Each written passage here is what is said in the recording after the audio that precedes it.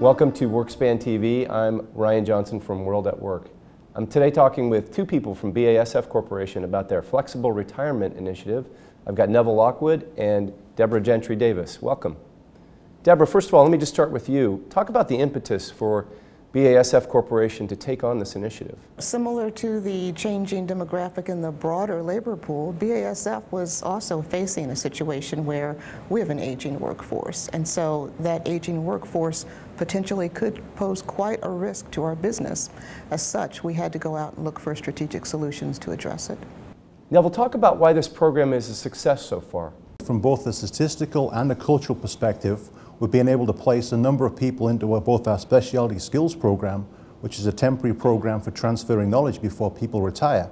And we've also been able to have a retirement notification program by which we have people notify us that they're ready to retire and we make it worth their while financially.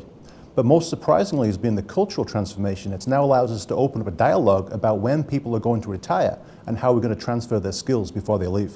Deborah, tell me a little bit about how this might be different from other phased retirement programs that people might be familiar with. For BASF, it's a much broader strategy. I mentioned before the changing workforce demographics, and so we understand that in order to really be an employer of choice, we must have more flexibility in our workplace. We must focus on things as specialty skills transfer, all knowledge transfer, coaching, mentoring, and being flexible so that we can attract employees wherever they might be in their career life cycle.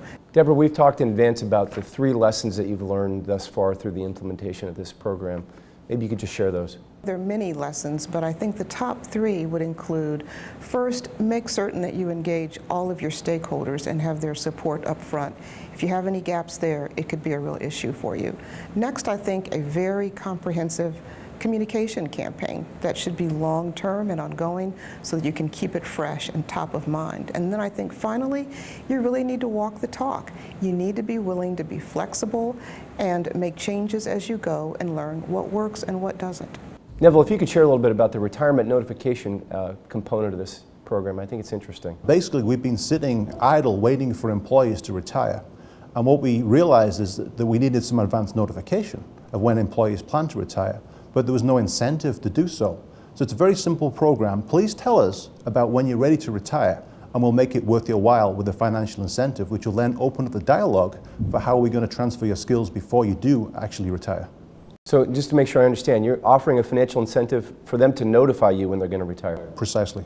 Deborah, tell me a little bit about how this might be different from other phased retirement programs. The Specialty Skills Program is quite unique because it also allows for transitional headcount, meaning we can replace an employee while they're still on site, but their new assignment is focused totally on documenting, transferring their skills, their specific special knowledge, their critical skills, such that they'll have a legacy to leave behind, and we'll have that opportunity for the knowledge transfer that's so critical as we lose our aging workers. Finally, Neville, what's been the uptake of the program, or what's been the reaction by the employee population for the rollout of this?